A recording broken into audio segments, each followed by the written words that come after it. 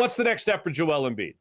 We've talked about being more of a facilitator. We've talked about being more like Nikola Jokic. We're not looking for, or I'm not expecting Joel Embiid to all of a sudden just figure it out offensively in terms of spacing, passing out of double teams better, which Doc Rivers talked to Bill Simmons about. But just give me a little bit of it. I'm not expecting him to just jump to a Nikola Jokic type of level. I'm not expecting him to be like Wilt Chamberlain, where people are like, you can't pass, and then all of a sudden the next year he leads the league in assists. I'm not looking for that either.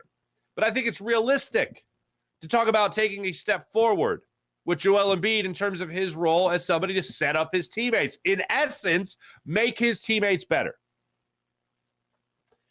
That's the next step for Joel Embiid. And that's one of the things that Doc Rivers got into here. I'll show you this clip right here, or rather a quote from Glenn Rivers to Bill Simmons on the podcast.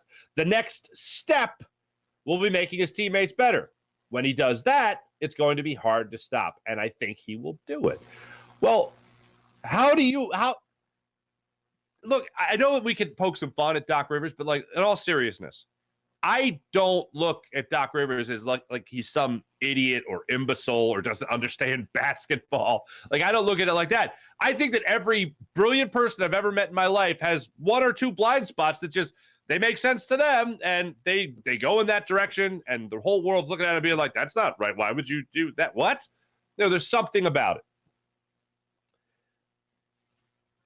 Larry Brown would always look at Derek Coleman and be like, no, this guy, he's gonna figure it out. I don't really like Derek Coleman. But anyway, watching the whole thing play out with Joel Embiid to this point in his career, I do think there's that next step there. But while Doc Rivers was here as a guy who is not a basketball imbecile, why did he not have Joel Embiid playing at an even better level? Or why did he not have him play at that higher level in the playoffs, especially when everybody knows that he's not operating at 100%? And in the interview, Doc Rivers is talking about how Joel Embiid came back and he wasn't 100%. He wasn't the same guy. The guy that was playing in the early games with the 3 games against the Nets wasn't the same guy that came back and played in the second round of the playoffs against the Boston Celtics. Well, if you know that, how about alleviating some pressure from him and having him get out of double teams more, pass, defer, move the ball around a little bit more? Why not? Why not do that as you're already the head coach? You're already a sound basketball mind. Why not make that adjustment? Was it too late? He couldn't make the adjustment in the playoffs? That's what, when I saw that, when I heard that, I thought it was very odd.